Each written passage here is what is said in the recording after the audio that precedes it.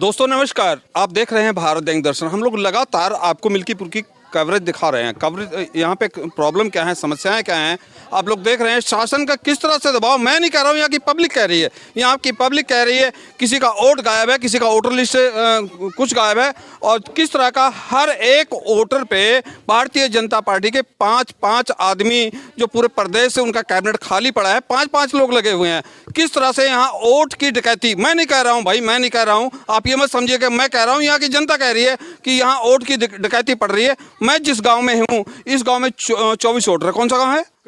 कदनपुर गांव में हूँ। ये मिल्कीपुर आपका इनायत नगर से चंद कदमों पे, हाईवे से चंद कदमों पे है, लेकिन इस गांव में 24 वोटर, जबकि यादव बाहुल्य गांव है, और यहाँ पे उनका पूरा का पूरा वोट और पर्ची गायब कर दी गई। और एक चीज़ मैं बता दूं, अभी ऑफ कैमरा जो मेरी बात हो रही थी, यहाँ के लोग बता रहे थे कि जो उनका ब्राह्मण मतदाता है उनकी पर्ची उपलब्ध करा दी गई है। मैं खुद ही आपको बता रहा हूँ, जो मेरी ऑफ कैमरा, मैं नहीं कह रहा हूँ, यहाँ पब्लिक कह रही है, सुन लीजिए जी।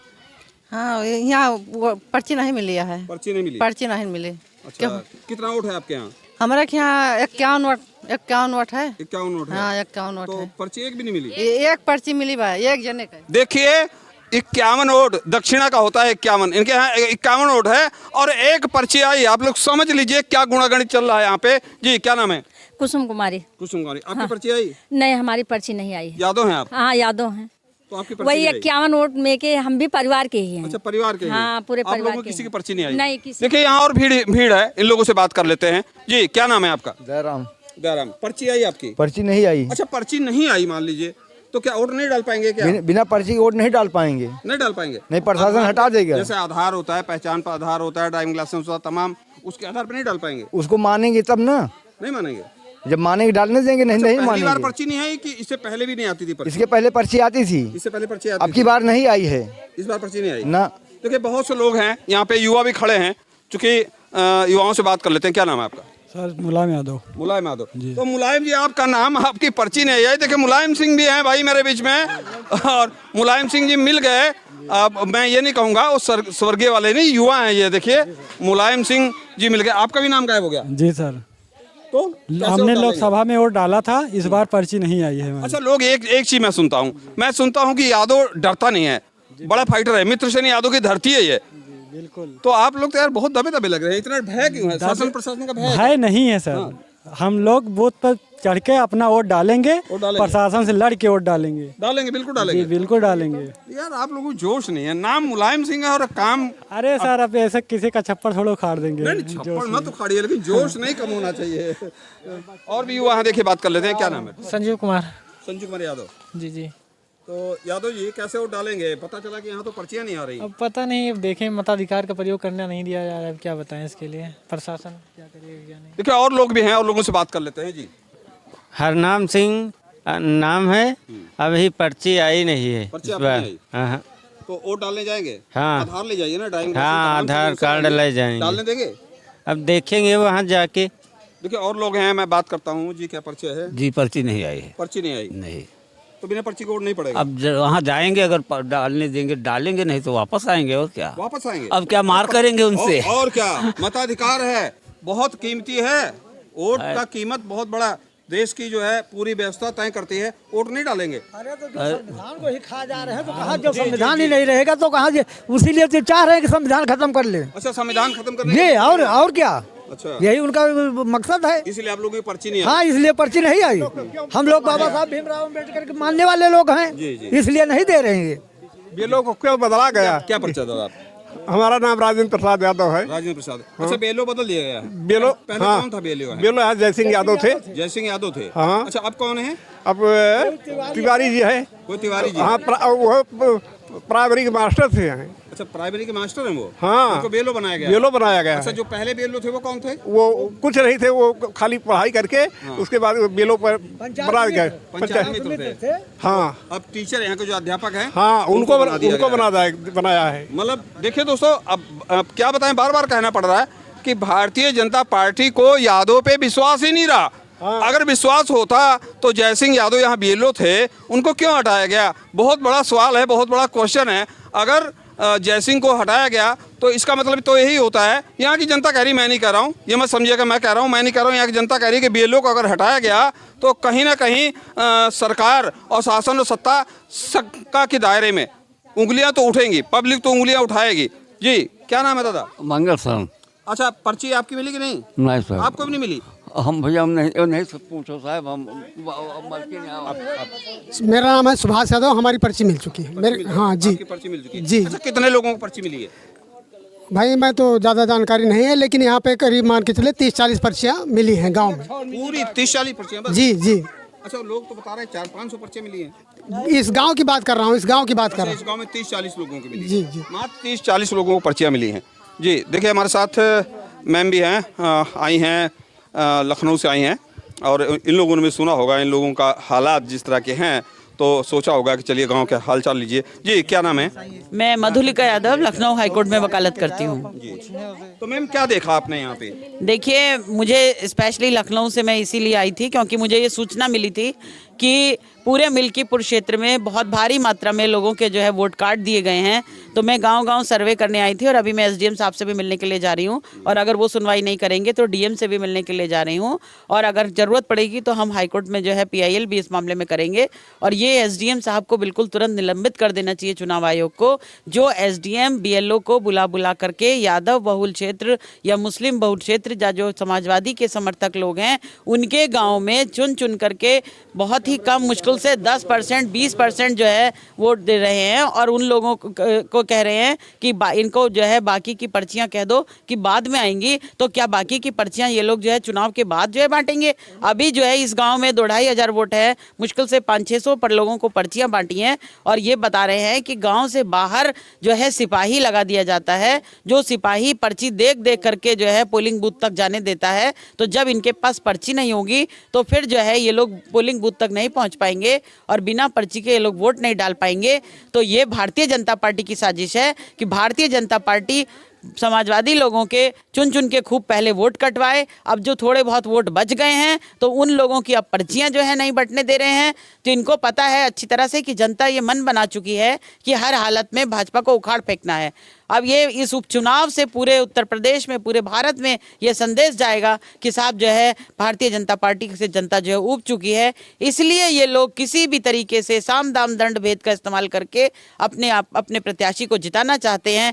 लेकिन जो है हम चुनाव आयोग से ये निवेदन करते हैं कि हर हालत में जो है ये पर्चियां जो है कल तक हर हालत में बंटवा दी जाए, वरना हम सारी जनता के साथ में सब लोग जो है मिल करके जो है चुनाव आयोग का घेराव कल जो है लखनऊ में करने के लिए अपने राष्ट्रीय अध्यक्ष अखिलेश यादव जी से कहेंगे कि जो है ये तुरंत इस बात का संज्ञान लें, अन्यथा साजिश करके जो है मिल्कीपुर को हराने की साजिश हो रही है। इस साजिश को जो है हम लोग सफल नहीं होने देंगे, और जनता से भी हम ये आह्वान करते हैं कि जहाँ तक भी ये जाए हर हालत में, चाहे जितनी भी लड़ाई झगड़ी डंडा करना पड़े, अपने पास वोटर लिस्ट की खूब सारी फोटोकॉपी करा लें और वोटर लिस्ट में नाम दिखा करके और बिल्कुल पोलिंग बूथ तक जाएं, और वहाँ पे जा करके आप बिना पर्ची के भी वोट डाल सकते हो। कोई जरूरी नहीं है कि पर्ची आपके पास हो। जिसको आपके ऊपर शक है कि आपका वोट है या नहीं है, वो जा करके जो है वोटर लिस्ट में से चेक करे, और हमारा नाम अगर वोटर लिस्ट में मिलता है तो हमको आगे बढ़ने दे और हमें अपना वोट डालने दे। लेकिन आप सबके माध्यम से ये कहना है कि ये मीडिया जो है इस चीज़ को जो है पूरे में उठाए कि जो भारतीय जनता पार्टी के लोग एसडीएम को अपनी जेब में रखे हुए हैं और डीएम जो है आंख मूक दर्शक बने हुए हैं, और चुनाव आयोग के लोग जो हैं ये मूक दर्शक बने हुए हैं। आखिर चुनाव आयोग को निष्पक्ष काम करना चाहिए, लेकिन चुनाव आयोग खुद से जो है इस तरीके से काम कर रहा है जैसे कि वो जो है भारतीय जनता पार्टी का जो है कोई कार्यकर्ता हो। तो आप सब जो है जितने कार्यकर्ता लोग यहाँ पे खड़े हैं, जितने वोटर लोग खड़े हैं, मैं सबसे ये आग्रह करती हूँ कि सब लोग जो है इस लड़ाई को अच्छे से लड़िए, और कल तक हम लोग कोशिश कर रहे हैं कि सबको जो है पर्चियाँ मिल जाएं। धन्यवाद। मैम, चुनाव आयोग तो एक रूल्स उसमें भी है, चूँकि आप लॉ से हैं तो आपको तो अच्छी से जानकारी होगी। अगर मान लीजिए इन लोगों को पर्चियाँ नहीं मिली तो उसमें वोटर आईडी और तमाम जो भी इन लोगों के पहचान है उससे भी तो वोट डाला जा सकता है। देखिए, वोट डालने के लिए वोटर लिस्ट में नाम होना जरूरी होता है। वोटर लिस्ट में इन सब का नाम है, लेकिन ये लोग जो पुलिस के लोगों को खड़ा करते हैं, जो है ये सीआरपीएफ वाले खड़े होते हैं, ये सारे लोग जो है यहाँ पे वोटर लिस्ट उनके पास नहीं होती है, वो केवल जो सरकारी वाली पर्ची मिलती है उस पर्ची को ही मानते हैं। जिसके पास वो पर्ची होती है उसी को आगे बढ़ने देते हैं। अगर हम लोग अपनी तरफ से जो पहले अपनी अपनी सब पार्टी के लोग जो थे अपनी अपनी तरफ से पर्चियां बंटवाया करते थे, तो वो पर्चियां बंटवाना बेकार हो गया है, क्योंकि उस पर्ची को जो है पोलिंग बूथ वाले भी और ये जो पुलिस के लोग हैं ये लोग नहीं मानते हैं।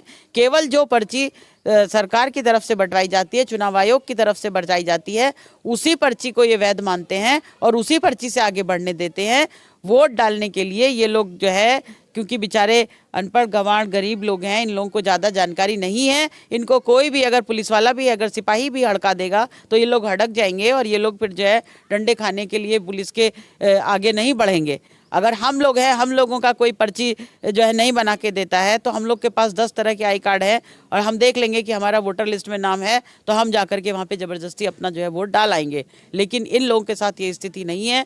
इनको तो जो है ये लोग पहले से ही डराए बैठे हैं। कोई आदमी जल्दी से बोलने को तैयार नहीं है कि कौन कौन सी पार्टी को जो है आप वोट देंगे, क्योंकि सबको जो है भय है।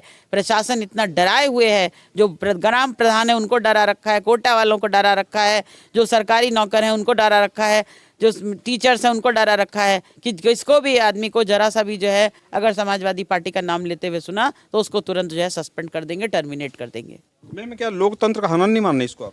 पूरी तरीके से लोकतंत्र का गला घोटने का काम जो है ये मोदी जी के निर्देश पर योगी जी करा रहे हैं। और पूरा आप लोगों ने देखा कि अभी जो ये 4 दिन पहले जो कुंभ में हाल हुआ है उसमें पहले आप लोगों ने सुना होगा कि 16,000 करोड़, इतने 1,000 करोड़ रोज आता था, बड़े बड़े होर्डिंग पोस्टर फलाना ढिमकाना वो सब लगा के साहब ये हो रहा है वो हो रहा है। अब उसके बाद आपने देखा कि किस तरीके की दशा हुई। तो ये जो लोग हैं ये लोकतंत्र के तो ये भक्षक हैं ही, ये जनता के भी भक्षक हैं कि ये इतने सारे अधिकारी, चाहे एसडीएम हो, तहसीलदार हो, सारे अधिकारी जो है, चाहे मेला वाले हों, चाहे चुनाव वाले हों, चाहे किसी भी महकमे के हों, चाहे पुलिस के लोग हों, सब के सब खुलेआम भ्रष्टाचार कर रहे हैं।